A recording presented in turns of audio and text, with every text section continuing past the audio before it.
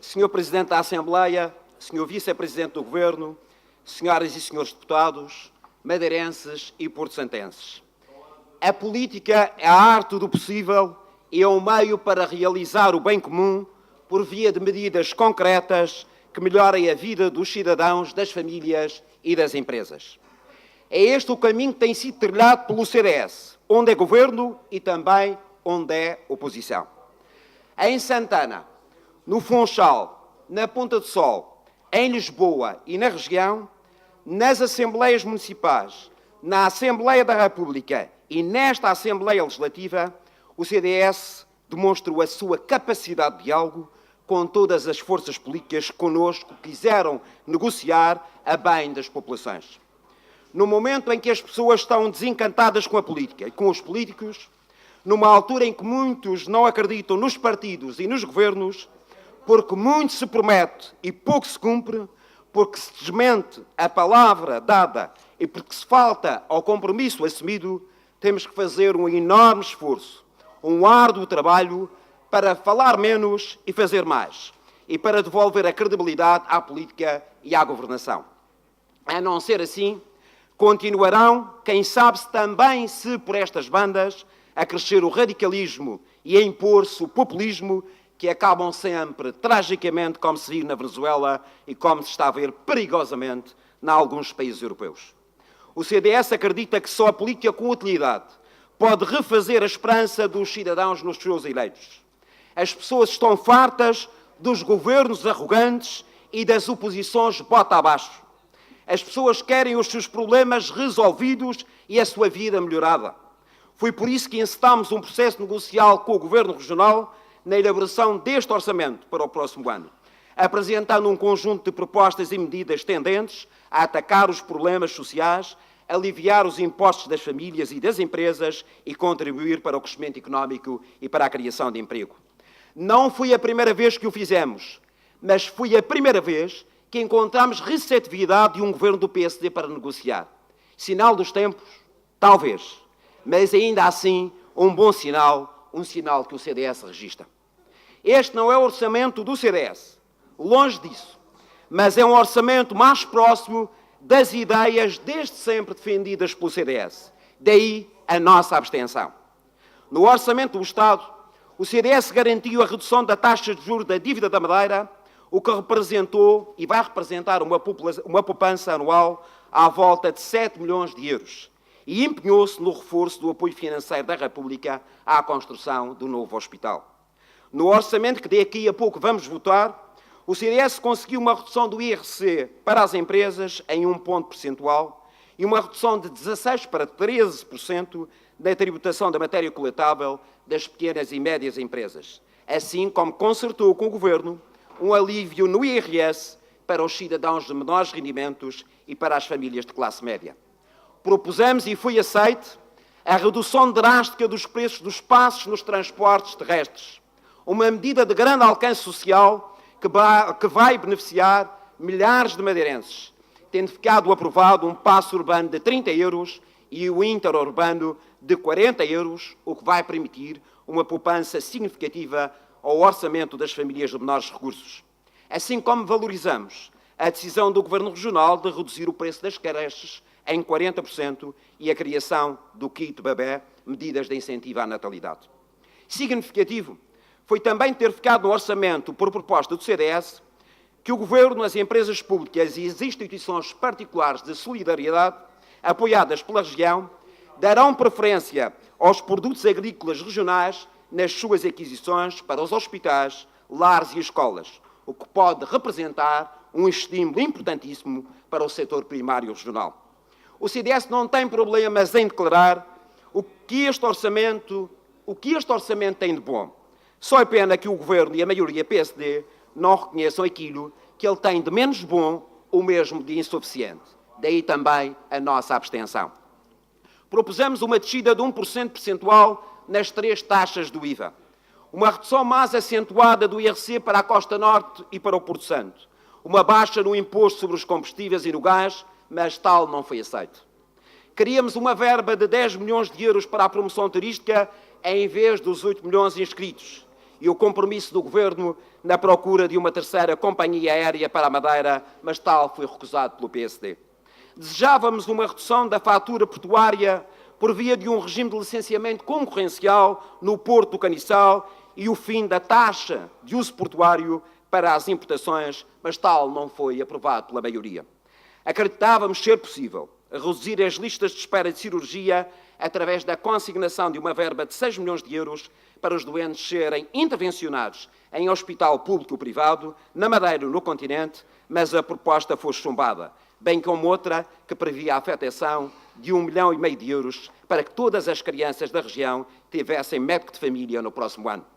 Apresentámos propostas para melhorar a vida dos idosos com baixas pensões e os que necessitam de apoio familiar, designadamente pagando uma verba ao cuidador informal que a maioria rejeitou. Como se vê, o CDS não tem problemas em melhorar o orçamento do Governo. O PSD é que nem sempre tem facilidade em reconhecer o mérito das propostas do CDS. Daí a nossa abstenção. Com esta postura de negociação com firmeza, de política com utilidade, de oposição com razão, assim se vai construindo a alternativa que a Madeira aspira para 2019. Senhor Presidente da Assembleia, Senhor Vice-Presidente do Governo, senhoras e senhores deputados, no quadro em que a Madeira se encontra, em que está constrangida com uma pesada dívida, só há um caminho: aliviar a despesa e aumentar a receita. E isso só pode ser feito com um novo modelo de financiamento das autonomias e da ultraperiferia, a ser negociado com o Estado e com a União Europeia. Das duas, uma: ou estas entidades, o Estado e a União Europeia, estão dispostas a partilhar os custos do nosso desenvolvimento e crescimento económico, ou então concedem-nos os instrumentos legislativos necessários para que tenhamos um sistema fiscal próprio e possamos atrair investimentos e fazer crescer a nossa receita. Assim, o CDS-PP propõe 15 grandes causas para uma agenda de governação da Madeira nos próximos anos. Primeiro, alcançar um novo contrato de financiamento da autonomia para que o Estado assuma os custos da educação e da saúde nas ilhas. Direitos fundamentais dos cidadãos. Para que o Estado assegure integralmente os custos de insularidade e cumpra o princípio da continuidade territorial, nomeadamente nos transportes aéreos e marítimos de pessoas e de bens. Segundo, renegociar a dívida regional, assumindo a República uma parcela dessa dívida, num montante correspondente ao suportado pela região até hoje, no investimento e na manutenção de infraestruturas de interesse nacional, na salvaguarda do ambiente, na vigilância das reservas naturais e nas missões de proteção e de salvamento nos mares. Terceiro, concretizar um estatuto da ultraperiferia na União Europeia por via de medidas específicas já consagradas no Tratado Europeu, mas que não estão a ser aplicadas pela União Europeia em relação às regiões da Madeira e dos Açores e às outras regiões ultraperiféricas.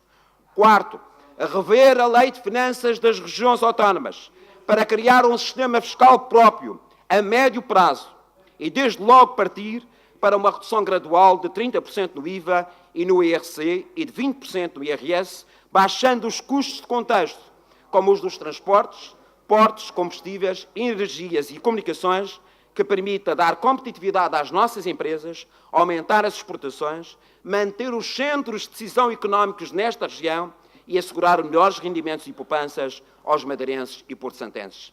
Quinto, adotar o direito de preferência, sempre que legalmente possível, para as empresas da região e para os seus produtos, nos concursos públicos, nos ajustes diretos e nas concessões realizadas pelo Governo, pelas câmaras e por outras entidades públicas, pois são as nossas empresas que aqui produzem, criam emprego e também pagam impostos.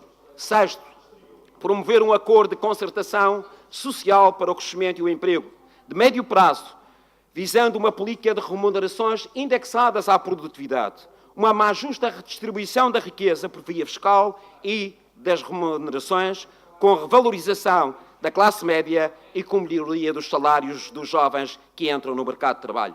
Sétimo, qualificar e dar sustentabilidade ao destino Madeira, com recuperação e salvaguarda dos elementos distintivos como a floresta, a paisagem agrícola humanizada, as zonas costeiras, as levadas, os miradouros, o património material e imaterial e incentivar a reabilitação de unidades hoteleiras e a qualidade da formação dos serviços, bem como conseguir uma terceira companhia aérea nas ligações com o continente. Oitavo, apostar na economia azul, com programas de investigação e exploração dos recursos marinhos, nomeadamente na captura de novas espécies, na certificação e valorização dos produtos do mar, na aquicultura, na biotecnologia, no turismo costeiro e na náutica de recreio.